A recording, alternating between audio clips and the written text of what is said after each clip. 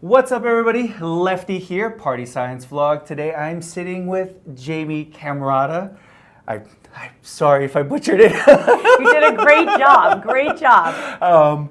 And I'm really excited to sit down with her today because I got to meet her during a gala event that you were doing 2 years ago with Party Excitement. I was their social media person. Yeah. And you were a sweetheart to me. Like, you were so kind to me, so friendly, and I could see all the million questions that were coming at you during the event.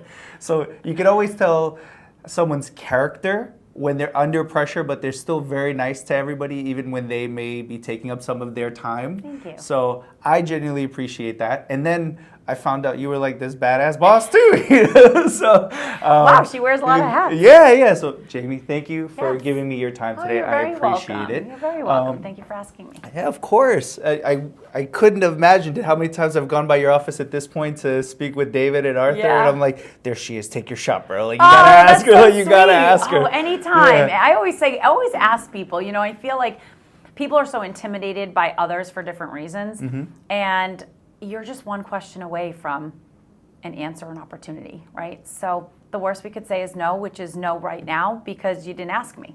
And so the worst that could be is exactly what you have, and then the best it could be was yes, I would love to do it. Yeah. Yeah. And you were so kind. When you were like, yeah, I was jumping. I was like, yes, she said yes. You know, I so- was happy. I was like, oh my God, a podcast. This is great. Like, I've done a couple, usually by Zoom, so never set up like with like iPhones, but we do it by Zoom, and I think it's super cool. And I love that people are passionate about interviewing and, you know, just getting their vibe out there. It's cool. Yeah. So I guess to kind of jump into it, I'd like to know a little bit about your background. All Like, right. did you grow up in the area, siblings, parents? Like, kind of break that down for me, and then how it built to the point where, like, now you're in real estate. Like, how did that develop for you? All right. So, well, I grew up in Framingham, the Ham, for those that live in Framingham still. And I have two brothers and a sister. Went to Framingham High School, went to Framingham State College, and then wanted to just get out of Framingham and explore.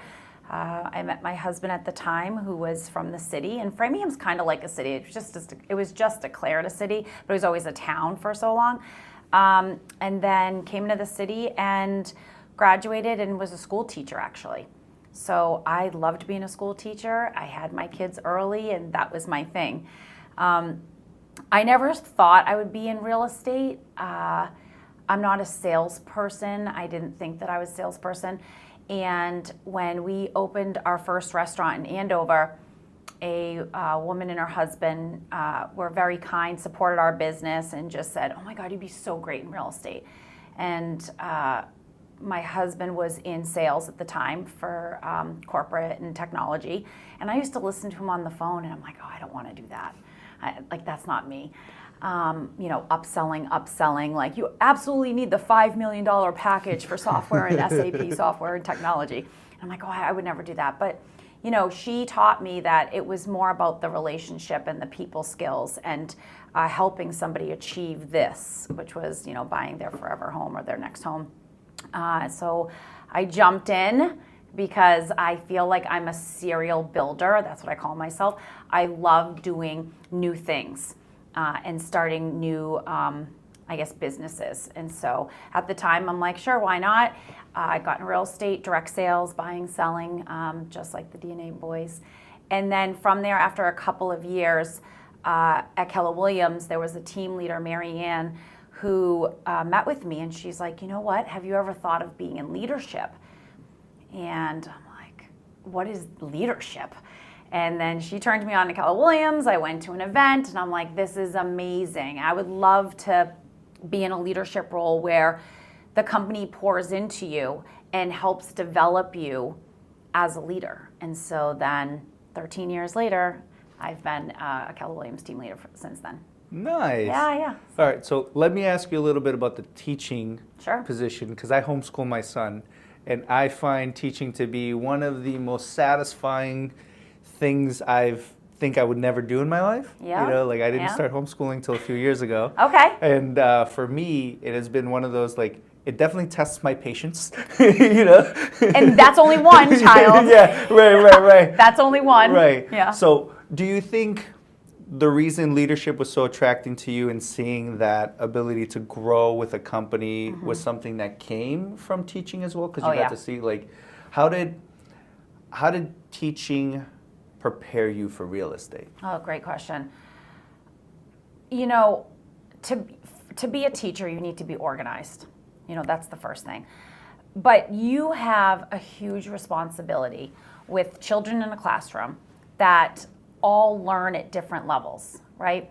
So there's 3 levels of learners. There's the kids that, like, nobody knows what this is and it's a new concept. And then there are kids that are like, oh, I think I know that concept, I've heard of it. And then there are the other kids that are like, oh, I've already mastered that concept, I'm looking for more. And your job is to kind of manage or lead that classroom at all 3 levels at the same time all day, which is very, very, very hard to do.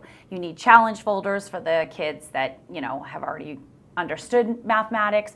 You need to teach the ones that are still trying to understand the concept. And then you still have to build the foundational basics for the ones that are like, what do you mean 3 times 3 is 9, you know?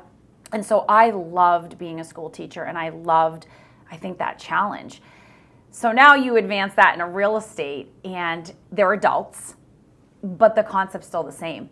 There are people in real estate that are thinking about getting their real estate license and know nothing about it. There are people that got their real estate license and they want to do better. They've done a transaction or 2, but they just really want to hone in. And then there are agents that sell 70 homes a year, and yet they still haven't committed to self-mastery, and they want to be better and better and better at what they do.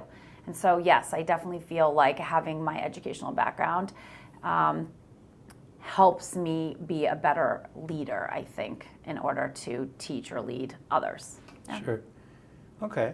Now, on a day-to-day, as you're doing real estate, right? Let's rewind back to the first, very beginning kind of sales. Okay. What was that like for you, getting into it after seeing, you know, your husband at the time do sales, upselling, saying this isn't for me, but then getting into it after the restaurant? Like, yeah, how was that? So different. It was just a different world. I mean, where I started, I guess in my mind, I just thought like, oh, you just give me somebody to help and I'm going to help them.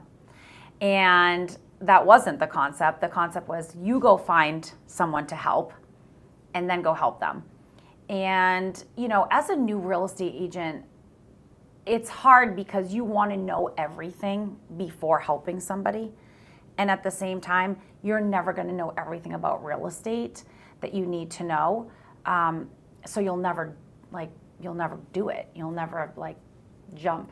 You'll always be trying to learn versus taking action. I mean, always. Like if you're not somebody that's learning based and you're not always trying to learn, being your own entrepreneurial person isn't for you. Like, then please go get a 9-to-5 job and learn like just the task-oriented job of doing whatever that is, and you'll be happier.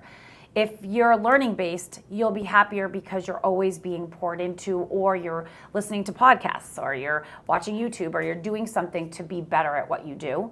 So for me, yeah, I felt it was very overwhelming. So being a school teacher, I was very compartmentalized. I like to have things this way. And I had a control about it. And then you were thrown into learn scripts, you know, and objection handlers, learn how to present this contract, make phone calls. That's like the biggest one. You know, pick up the phone and call someone you don't know and try to get them to meet with you and come into the office about servicing them to help them as a buyer or seller. So at first, to be honest, I was like, this is not for me. I remember the first 3 months going home and being like, I don't think that I want to do this. Like, I don't want to really have conversations with strangers. I don't feel confident in the material.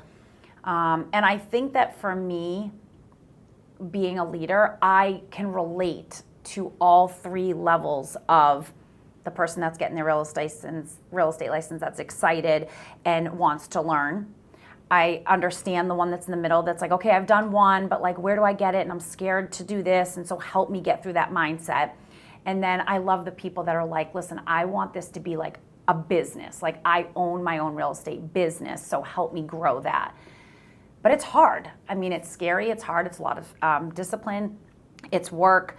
But if you want it bad enough, you know, then You're your own business. You know, you're the owner of your business. You're under an umbrella of a real estate company, but you're your boss. And so, you know, what you put in is what you get out. Right, Yeah. right. So walk me through your first sale. Oh my gosh. These questions are great. Horrible. New construction. New construction is its own entity, by the way. I wish it was something just simple, like just residential. I was working with a buyer that I found, so I had to get uncomfortable, and we had somewhat of a lead service. You had, you know, these names were provided, and you had to call them and say, I noticed that you're looking at this property online, or you filled out one of our forms, and how can I help you? And I got this gentleman, and he was like, I want new construction in Pepperell. I'm like, where? Of course. Tell me more about that.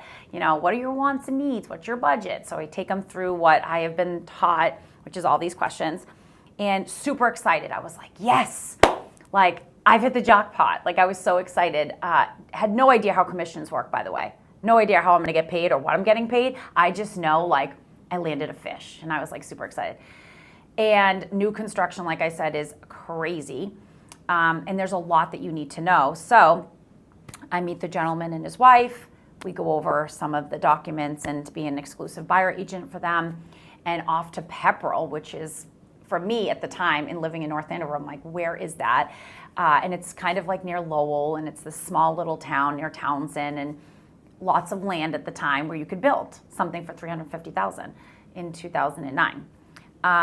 And so they were very difficult to work with. They were not your cookie cutter. This is going to be so great, like what you see on Instagram. We're holding hands and we're building a house.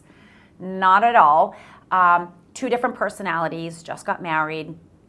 Wants and needs were different. The gentleman worked in Boston for the city in the union. So he has a specialty degree in like everything in his head. I'm a master electrician. I'm a master builder. I'm a master this. 2x6 construction is what I'm looking for. Let me inspect what they're doing. I'm like, oh my God. I made so many trips to Pepperell, and I talked to the client morning, noon, and night. And I learned the most about real estate as a Monday morning quarterback after the transaction was closed. And a couple things that I learned is I allowed the client to manage my time because I was so excited. I was a new agent, and like I just didn't want to like lose the sale, right? So I let them manage my time. I didn't set up expectations. I didn't have any standards in my own business practice. Communication, if I would have set standards, don't call during family time after 7, texting at 11:30 at night, you know, and personalities. Right? This gentleman was very, very out there. And so there was no restrictions in his world. You know, the builder was complaining. He was always on the lot with no permission. And, you know, I had a lot of managing to do. And so to have that as my first one, I think was probably good for me because it wasn't so like passe and easy. I felt like there was so many challenges and obstacles that when I finally got the commission, I was like, oh my gosh. And you learn best when there are hiccups and obstacles, right? So I guess the more I could have on the first transaction, the better when I had a transaction that was really smooth. I'm like, all right, there's this like rainbow on the other side of real estate. It can actually go where two people agree and it goes like this, and a seller wants to sell and a buyer wants to buy, and everyone's happy, and they got the price that they wanted and the time that they wanted with like the least amount of problems that they wanted, and we closed successfully. And those deals are there, but there are a lot of deals that take a lot of time, and you have to be a problem solver, come from curiosity. And so, you know, that's how it is though. That's any business. Like, that's not just real estate. That's the restaurant industry. That's if you have your own company. Oh, the Party City company. You know, when we hired you guys as DJs, like photographers, wedding, like whatever it is. Like you have a lot of managing and leading. And if you set parameters, times, expectations, and standards and stick to them, then in my belief, you'll have a more successful mainstream business. Yeah. So yeah, it was kind of a nightmare, the first one, but. Well, I agree with you wholeheartedly. So I did door-to-door sales. Oh, okay. So I remember having to get through the door and then having to actually close the sale once you got in the door. Yep. And it was always the smooth ones set your expectations like it was always going to be like that. That when you got the hard one, you're like, what is going on here? Yeah. So I wholeheartedly agree that getting the hardest one possible makes everything else like just a whole like give me the challenge first, and then let me coast a little bit. Right. And then, okay, I'm ready. Give me the challenge next, and let me coast a little bit. Yeah. I mean, that's what works for my personality. It sounds like for you. Other people, they might want like the easy. Like put your toe in the water, toe in the water, toe in the water. And then there are other people that are like, let's just jump in. It's just a personality and comfortability thing, I think. Right. Yeah. Right. So 2009, you make your first sale. Yeah. How many months in the business were you before the first sale? I would say probably 6 months. Yeah, I mean, we had required trainings where I was, morning meetings, had to practice scripts and objection handlers. I was nervous to pick up the phone, so that delayed it too. I was nervous to tell my friends and family I could help them in real estate because I felt like I needed to know everything before I helped them because I didn't want to look bad. 15 years later, I look at this stuff and I coach and consult and I teach agents, and I'm like, let me tell you what somebody should have told me if I would have known then. And I wish that somebody would have told me that a lot of those things wouldn't have mattered, and that, again, like I said at the beginning of this conversation, the magic of the word no, when you're nervous to ask somebody something, you're already at no because you haven't even asked them. Like, you're at neutral. So the worst that's going to happen is you're going to be back to neutral. The best that's going to happen is you're going to be moved forward. But you're not going backwards. You're at no. And so I wish that somebody just would have helped me. So I love helping new agents sometimes get out of, or any agent, get out of their head about lead generating, cold calling, things like that, asking for the business, because you just never know. And so, but yeah, the first one was about 6 months in, and it was new construction, so it took about a year to close. The good thing is that I didn't just focus on that client for a year. That means I would have been in the industry for, a year and a half with just one transaction. I did have a great mentor that was like, listen, this one's idling. It's sitting here. It's new construction. It's a process and there's stages. Get back to hitting the phones and get into the pipeline. So my first year I did, I don't know, maybe the first year, maybe 2, because 6 months in and that one, and I probably did 1 or 2 more, so maybe 3. And then the second year was 22. And the 22, it was because I really did have great training and accountability. And if you want to be in that business, somebody has to be holding you accountable to, are you making the calls? Are you adding 10 names to the database? Are you productive busy, or are you just busy? And so I respected my mentor, and I had a great gentleman that helped me, and I feel like if he wasn't there through that, I probably wouldn't have been able to do that. Right. So. It's nice being put into a system that has been proven, and then someone's coming back to teach you that proven system versus you having to go figure it out yourself. Right. So I think when you're talking about the beginning stages of wanting to learn everything, that's what you get caught up in if you don't have a good system you're in, because I feel like the execution. So when you're talking about asking, and it's already a no if you don't ask. So something that I've learned to kind of tell myself is, you didn't lose anything if you ask, if they say no, because you never had it. Right. You never had it. You were at 0. I think about my kids, and my kids would be like, oh, I kind of want to go over Jack's today. I'm like, well, ask Jack. I don't know. Why? Well, because then that's weird. What if he says no? What if it's no right now? Who cares? If he says no, it means no, not right now. That's all no means. No is just a buffer to say, at this moment, no is no. At the moment.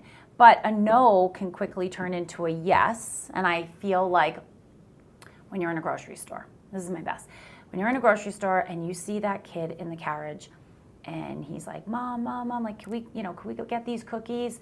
And she's like, Daryl, sit down. No, sit down. Like, I have to get through the grocery store. And she's, all over the place. And Daryl's like, oh, come on. Can I get those cookies, please? Like, I'll be good. But no, Daryl, sit down. No cookies. Apples are good for you. So they start there. But by the time that you see them halfway through the grocery store, Daryl is sitting there eating a cookie inside of the cart. And you're like, ooh, okay, Daryl got what he wanted. Well, Daryl got what he wanted because he went for no until it was a yes. Right. Same with technology and my kids. Can I play Xbox? Can I play? No. Eventually, boom, there's that kid doing his thing. Why? Because he knew at an early age that no just meant no. How many no's do I need to get to a yes? When we get older and we're like teenagers and stuff, no is like a rejection. And as an adult, I feel like no is a rejection. And we feel like we don't really like that. For some reason, it just changes. So I love to just go back to the basics. And it's like, go get as many no's as you can. Like, there's the challenge of the day. Go make as many phone calls and go get me as many. Someone's getting a prize today if whoever gets the most no's, that they cannot be helped in real estate. And you always have people come back and they're like, I got 50 no's. Like, yay, I got 75 no's. I'm like, that's it. Who got 100? Then you get one person that's like, I got a yes. Oh, well, let's talk about the yes. You know what I mean? So, yeah, it's funny. It's funny that way in sales. Yeah, we used to do, so I love meeting people who tell me they work hard, and then you ask them what they've executed on, and then they're like, I made 10 phone calls today, and I'm like, bro, I used to do sales, and the goal was 100 phone calls. Like, if you didn't make 100 phone calls, right, or 100 invites through social media, like, you weren't really executing, because it's so easy to copy and paste. Right. And then the more phone calls you make, the better your script gets, the better your pitch gets. Like, for me, as I DJ with Party Excitement, I'll find myself, if I ever get nervous, before I'm about to do an entrance or something like that, like wedding or whatever, No way. I'll pull out my phone and I'll just say what I'm going to say to my phone and watch where I stumble. And by the time I've recorded myself 3 times, everything I was nervous about, I've practiced enough to get it out of the way. Okay. So when it's time to execute that entrance, there's no butterflies. Oh, I love it. Because I caught it all. I love it. Phil Jones, I absolutely love Phil Jones. And he writes the book, Exactly What to Say, and then Exactly What to Say for Real Estate Agents. And he did a 1-day training for us. And he says to us, imagine every morning you wake up, you already know 50% of the conversations you're going to have today. So you already know that if you have teacher conferences, you're going to have that. If you have a meeting in your calendar, you know those scheduled meetings. If you're meeting a friend for lunch, you know certain ones. Then there are the ones that you don't know. But imagine just for a moment you spent 10 minutes in the morning and you prepped for the conversations in terms of what do you want to get out of that conversation today. Like, don't forget why you're having coffee with that person and then get in the car and have that moment where you're like, oh my God, I totally forgot to ask you this. You know what I mean? So yeah, it's very interesting. Just prep for it. And so that's something you do. And I would never think that you were nervous because I think that you're so good and you're just doing your own thing up there. And then you see me at the beginning of this conversation, you're like, oh, I'm juggling all this stuff and I seem so confident.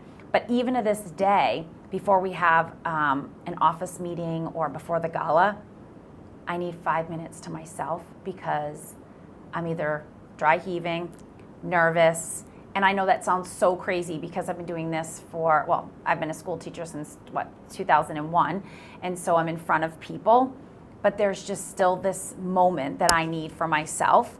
And then I'm really nervous the first couple of minutes. I know it. I feel it. I either talk too fast or I'm stumbling a couple of words. And then I say to you have to own it now. Like, you're on, you're committed. This is like your time, your show.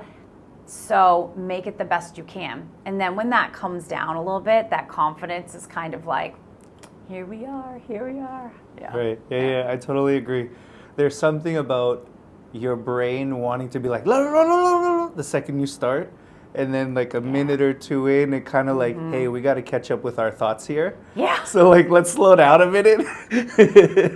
What is she speaking? Gibberish? Yeah. I for sure. definitely, I find myself having to be like, hey man, slow is better. Yeah. Slow yourself down. Yeah. And you're good. You're gonna get the Yeah. results. So Yeah. it's very interesting to think that that's how you feel when you get in front of the podium, because like these are all the people you're leading. Like on a one-to-one, you can have the easiest I know. conversation.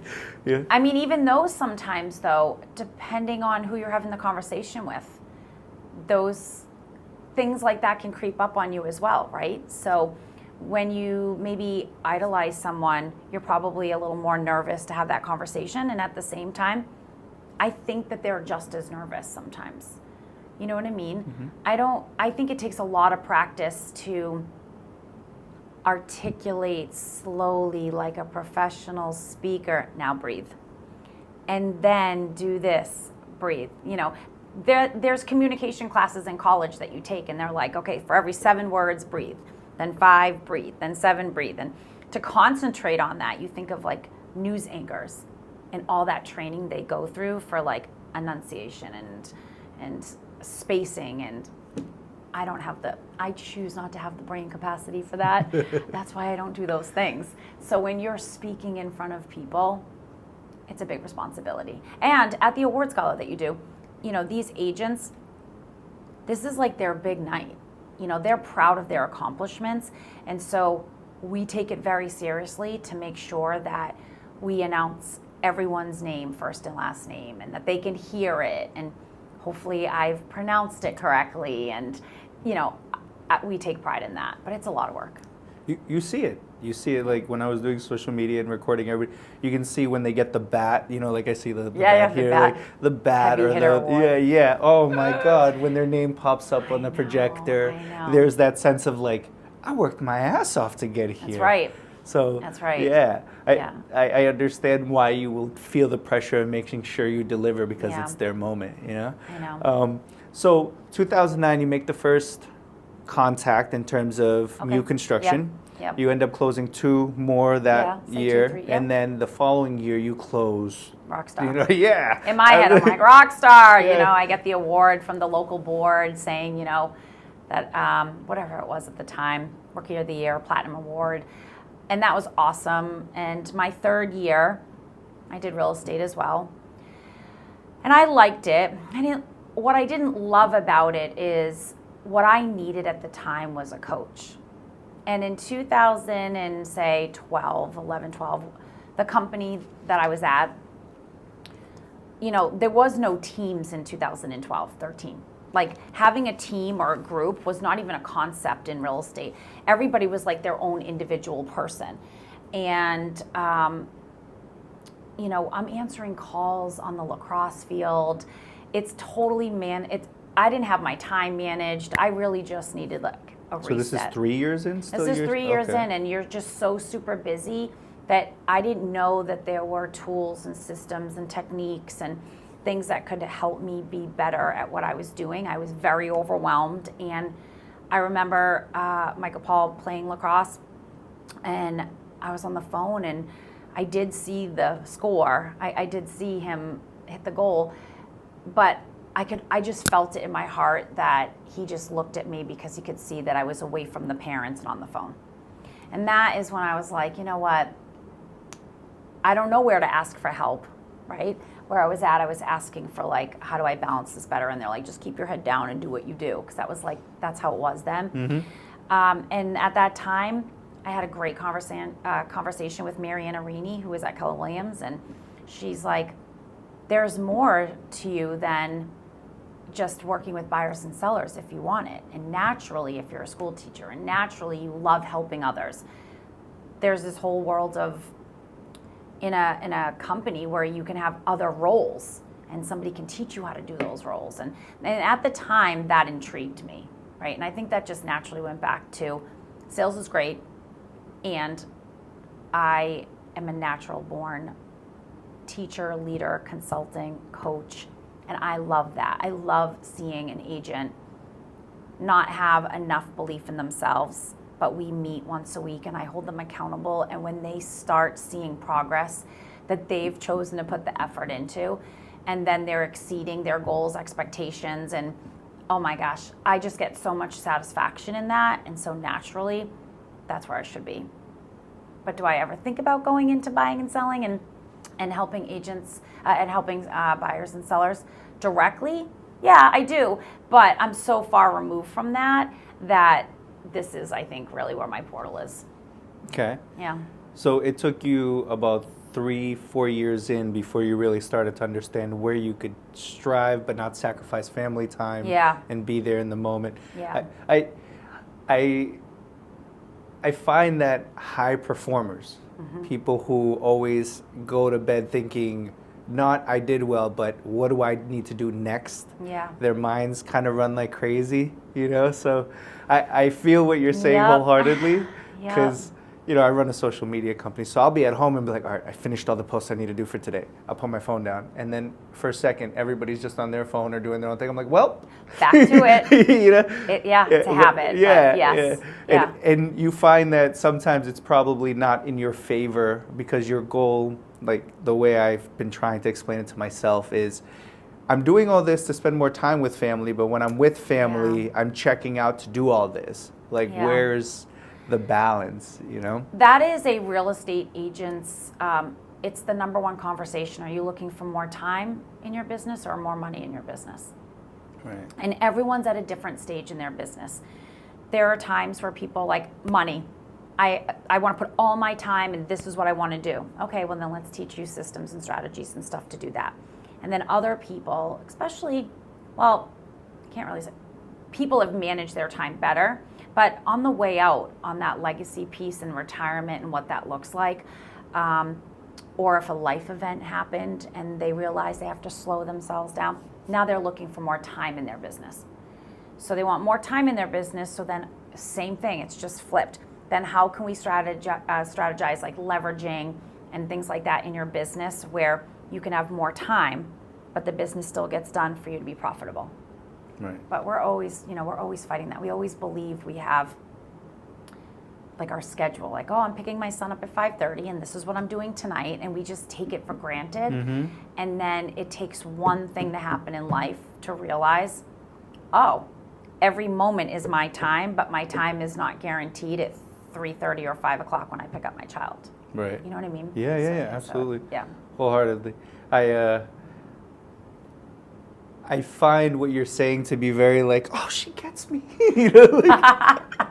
She's speaking my love language. Yeah, absolutely. Because I'm the type of person who, like, my goal is to be an investor. Because my son's autistic, so like I homeschool him because I want to spend more time with him, and I feel like that's helped him develop. Okay. But when I look at being able to be there but not have to be tied up, that's where I struggle right now. Right. So I've been focusing on investing, and that's been successful, but my mind is still, what project is next? How can I execute that project quickly so that I can get to the next project?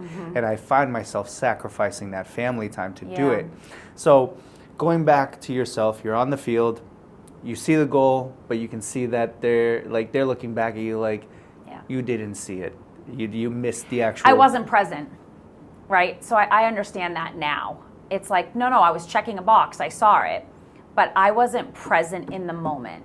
And with children, they need you to be present. They know. I think they're smarter than adults. Like, they know. Like, if mom's present at that moment and she's giving me her time and she's not on the social media and she's not here and she's not having a side conversation here and she's not writing down a sticky note of things she needs to do and she's right here in the moment, we don't realize, but they need that so bad. And so that broke my heart, obviously. And the opportunity that was being presented to me for over a year from Marianne, I didn't even look into, because I was just so in it. And that moment, that weekend at the lacrosse game, I remember calling Marianne on that Monday, like, let's sit down and talk about what that might look like, and became more open to it. And I'll be in full transparency, even when that opportunity came and I looked at it, that was still something brand new that I had to learn. So for another 3 to 6 months, I was juggling still. because I just wanted to be so great at my job and so great at being a wife and so great at being a parent. And then you just hit this exhaustion and you're like, okay, I can't perfectly do everything perfectly, and that's okay. But my priority was like family first and everything else.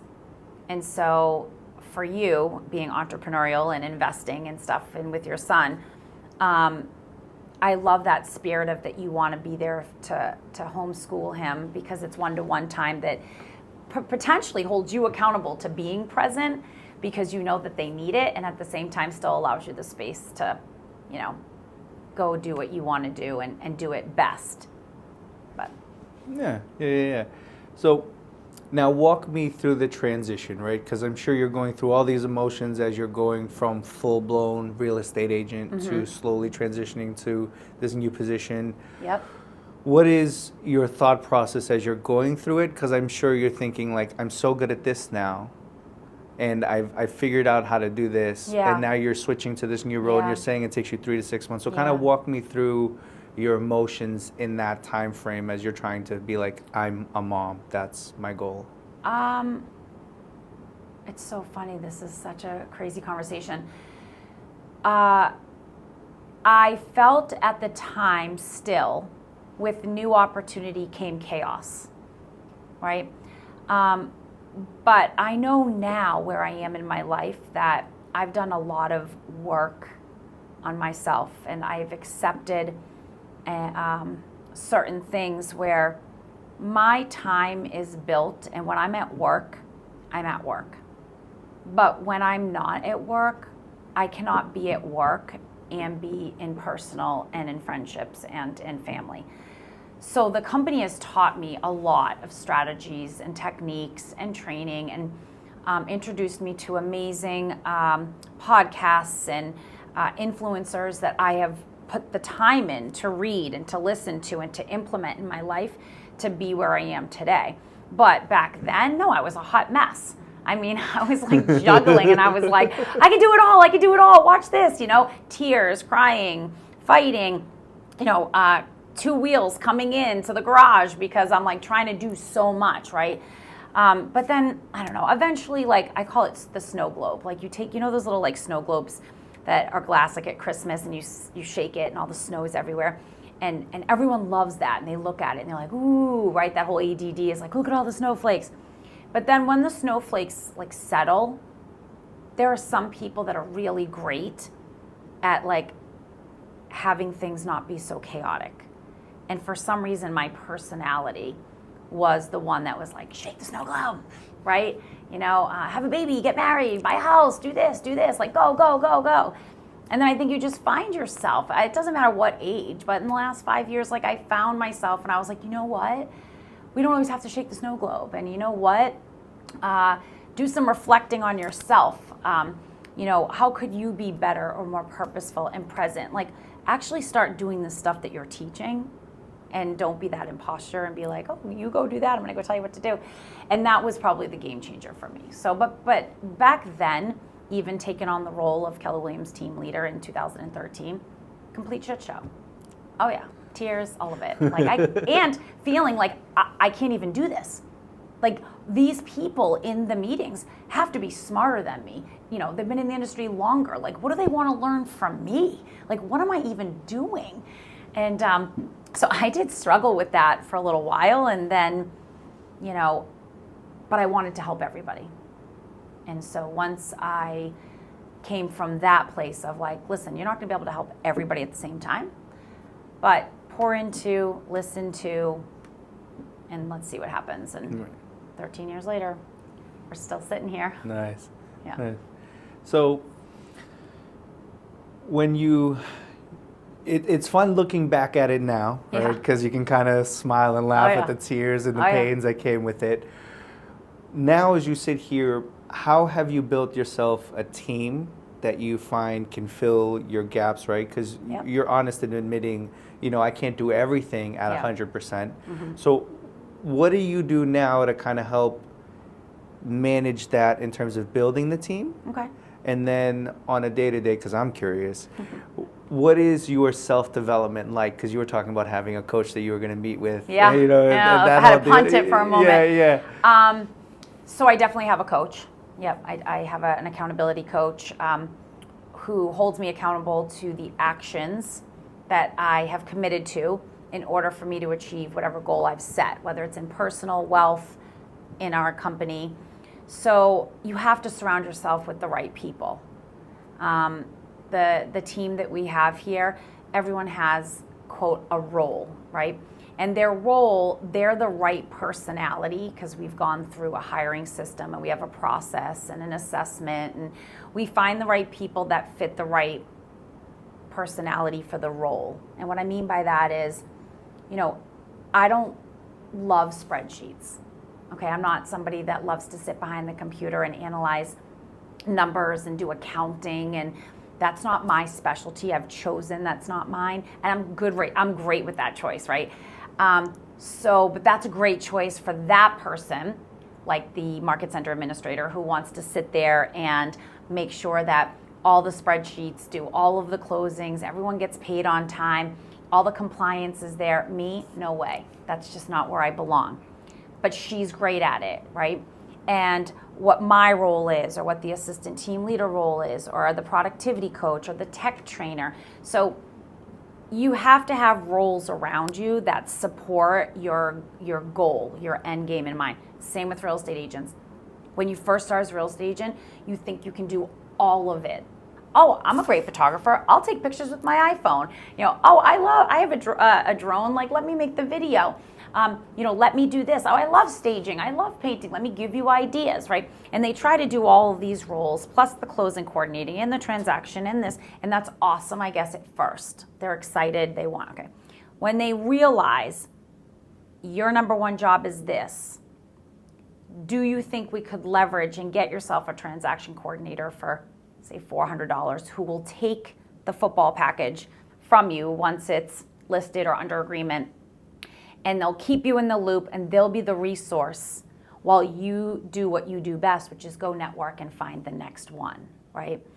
And that takes a lot of, you got to let go of control, right? You got to come to some realization that you're like, listen, all right, I could do it all, but I'm only going to be able to do it all and close this many transactions. But if I really have a goal to do this, and I don't want to die doing it, then I'm going to have to leverage some of my stuff. And so I feel like learning that, and learning that developing leaders is allowing other people to make a mistake, or we use the word fail is so bad, but failing at something is making a mistake and learning from it and then moving forward from it. And so when you can allow yourself to lead that way, and you believe in it, and then you surround yourself with others, it's magic. It's like being back in the classroom, right? You see people self-develop. So, but Monday Morning Quarterback is pretty cool to look 10 years ago, when it was like the biggest snow globe in my life and chaos everywhere. My personality was that way. I was all over the road, la, la, la, la. And now it's funny, because my true friends that have known me for a really long time, and they see me now, sometimes they'll say to me, is everything okay? Girl, what's going on? Are you okay? And it's because I think I'm calmer, because now I have accepted and realized I don't have to do everything.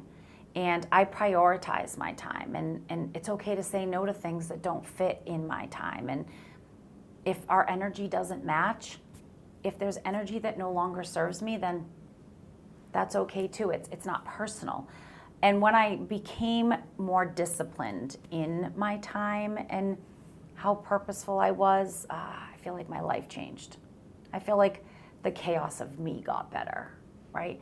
But that, I'm telling you, that takes work. It goes up and down. There's good days, there's bad days. It's not perfect, but I'm always trying to improve myself. So you said you found yourself in the last 5 years, mainly from what, Mm-hmm. I'm sure you might have crazy stories in between here and there, but explain to me the last 5 years of how that has helped you in terms of family, how it's helped you in terms of business, and like creating Yeah. that calmness. Like, how's that all come together for you? I think you start to get to an age where you start to lose family members, friends, they pass away. And to be honest, 10 years ago, I wasn't thinking about a life policy or health insurance. Yes, Like, what? yes.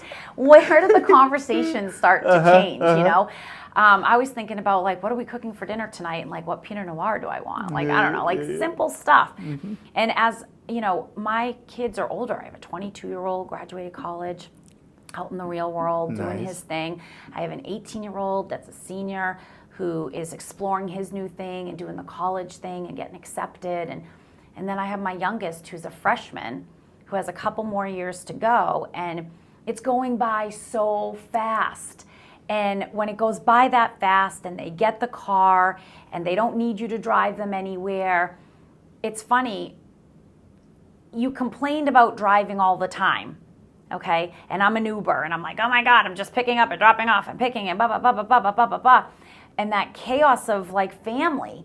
But it's not within your control, but it's going to slow down. Like they're older. Micah Paul's going to have his own apartment in the fall, and Charlie's going to college, and then it's just me and Tuck. And in 1 year, he's going to have his license, and I'm not going to have the morning talks in the morning driving to school, and I'll probably even get emotional thinking about it. So whatever happened in life in the last 5 years has made me realize I'm on the other side, right? And I don't know how long that is, but I want to be present, and I want to make choices that, and I thought I was then. Like, don't get me wrong. Like, I thought I was, and I think self-reflection just showed I could say no more often. I could be true to myself. I don't have to please everybody. I was exhausted on trying to just please everybody and trying to control the what if, that it was just emotionally exhausting. And I could feel it. It was taking a toll in my family. It was taking a toll on my marriage. It was taking a toll on my health. And I don't know what exact point did it, but it was time to like grow up. It was time to be like, all right, self-reflect. What are we going to do about it? And the journey the last 5 years has been a bumpy roller coaster ride for sure. But I would say in 2024, I love where it is and where it's going. And I love that it's calmer. It's purposeful and more intentional, but it's calmer. But it was fun. It was fun in the chaos. Yeah. But I'm exhausted. Yeah. So, yeah. And I agree with you, because the whole life insurance thing I'm going through now, and that whole deal and all of it. I look at my kids and I'm like, with my son being autistic, my daughter's 17, she's looking at colleges and stuff like that. And I'm sitting back like, what have you put in place for them in case? Yep. You think you're going to be here forever. I know. But like, what got me was my best friend's daughter. She was 17 and passed away from cancer. And this was maybe 2 years ago. And like, it's always kind of sitting in the back of my mind. Yeah. And I think that was like a trigger point.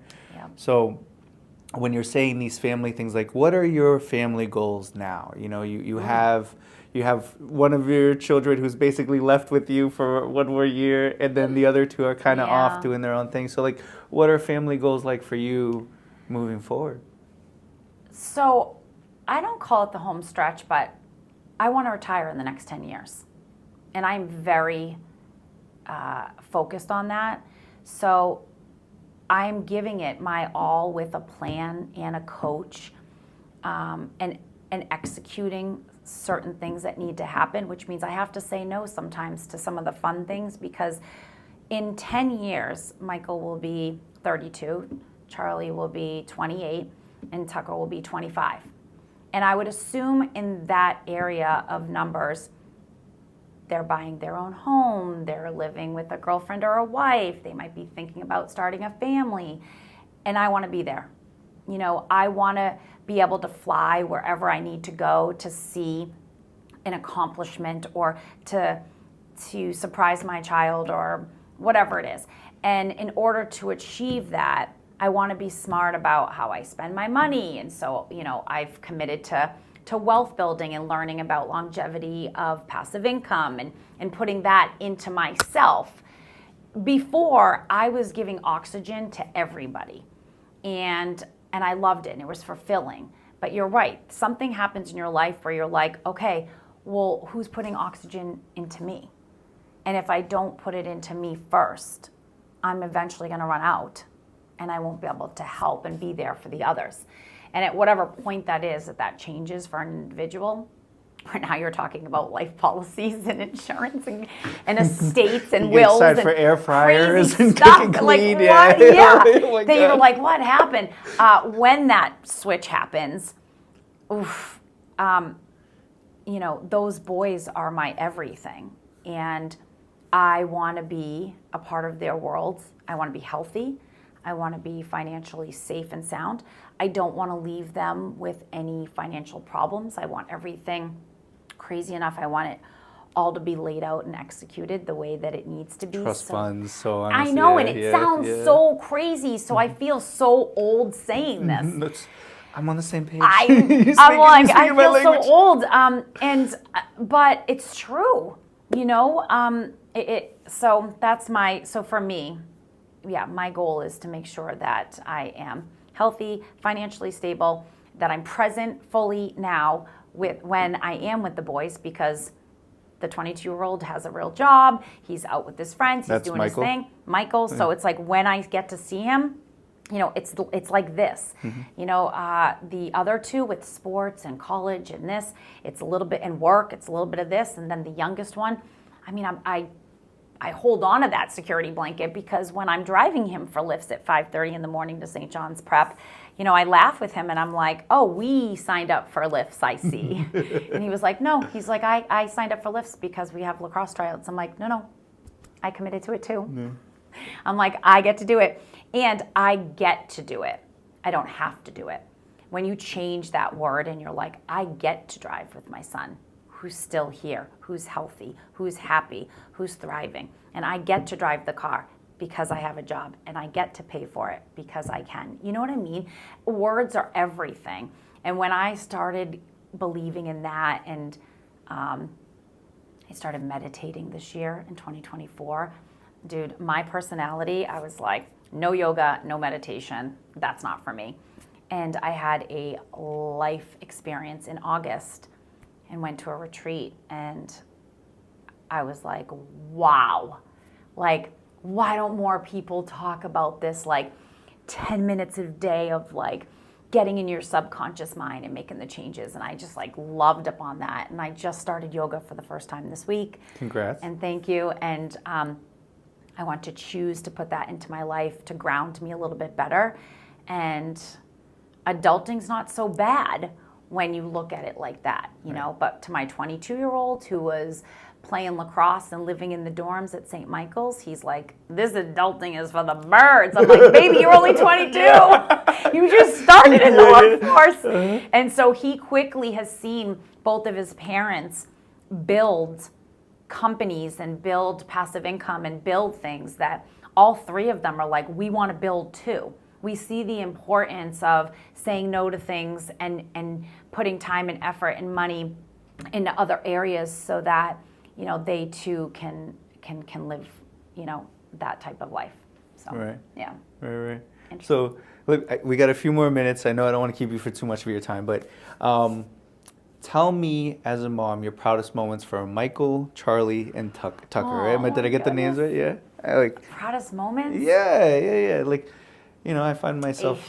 You just wanted me to cry at the end of this? No, not at all. It's just I feel like the beginning. I'm talking to Oprah Winfrey right now. Like, break her down right now. No. It's okay. We talk business so much that I find that normally by the time the conversation is about to end is where you get to the things that actually drive people. Yeah. Right? The motivators. So I want to proudest moments. Yeah. All right. So Michael Paul,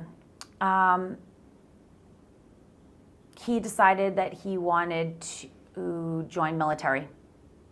And since he was 2 years old, he obsessively loved playing with his Army guys and the helicopter, and we had so many Army things and Army guys, and he loved watching the History Channel. And I didn't think of anything of it then. And then like come 16, 17 and starting to look at colleges, he's talking about Coast Guard. He's talking about West Point. He's talking about these things that for me, as a mom of 3 boys, I'm like, I don't want my boys on the front line. Like, I don't want that. Somebody else can make that decision. And I don't want that. And I don't want that. But that was his passion and calling. And so I'm so proud of him. He was in ROTC throughout college. He graduated as an officer. Can't remember which one. Sergeant, I don't know. And now he's leaving on Friday next week to do his 5-month commitment to Arizona, and he's full-blown National Guard in Maine 1 weekend a month, and he's so passionate about it, and he loves it, and he just takes it so seriously, and it's developing as a better leader. It made him a better lacrosse player. It made him a better captain. He graduated college. That's my best. I'm so proud of Micah Ball. Charlie is my personality. Everyone says that our personalities are similar. I don't see it, but others do. I think he's more like his dad too. But Charlie has the ability he's just so smart. He's like closet smart. I feel like we're all going to be working for Charlie someday. And I love that he is, in his own way, like, is that person. You know, people say that middle child, like, this middle child has no problem speaking up.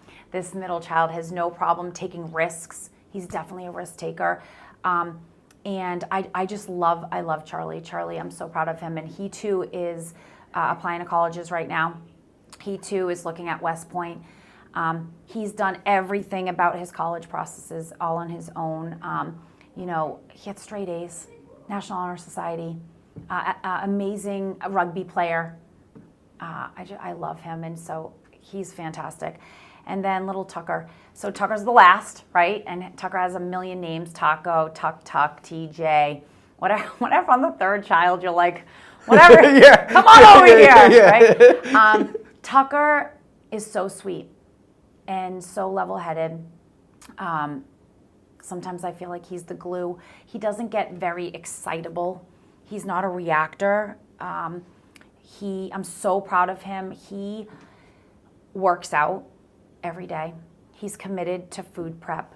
You know, I feel like he has a very open mind to be learning based. He's reading books like Think and Grow Rich and Rich Dad, Poor Dad. And, you know, Tucker is great. Those 3 boys are like amazing. And, you know, he's a freshman. He's trying out for lacrosse. He wants to make varsity lacrosse, but he's put the time and effort in. He's not just showing up on the field and like, I've been playing lacrosse since I was 5. Watch me. You know, he's really put it in. So all 3 of them, they're healthy.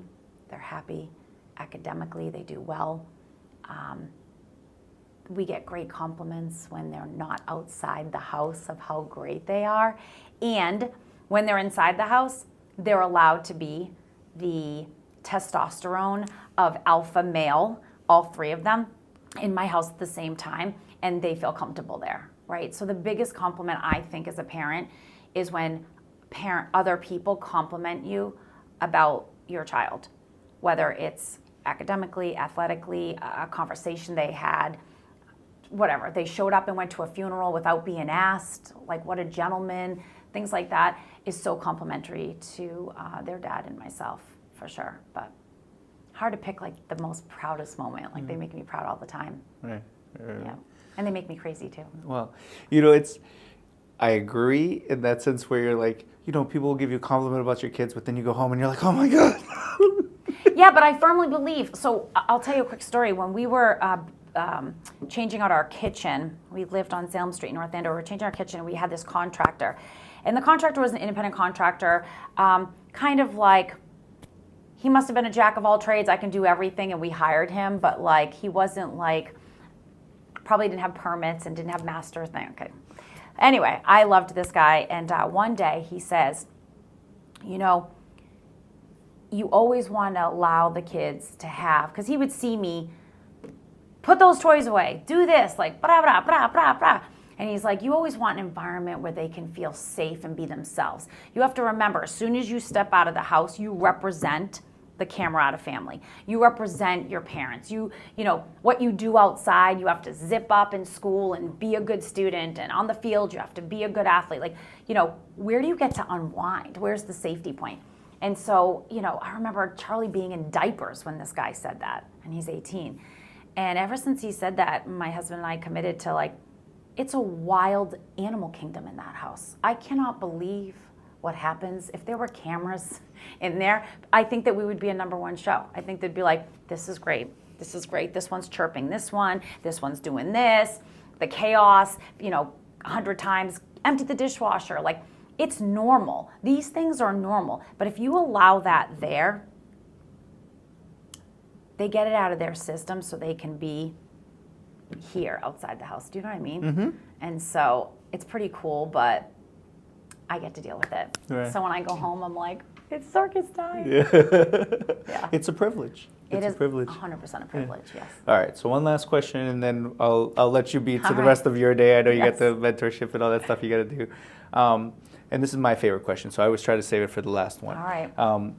If you had to take one lesson that you've learned in all your years now, and you had to go back in time to start this all over again, and you could only take this one lesson with you to get yourself to the point where you are today, what would that lesson be?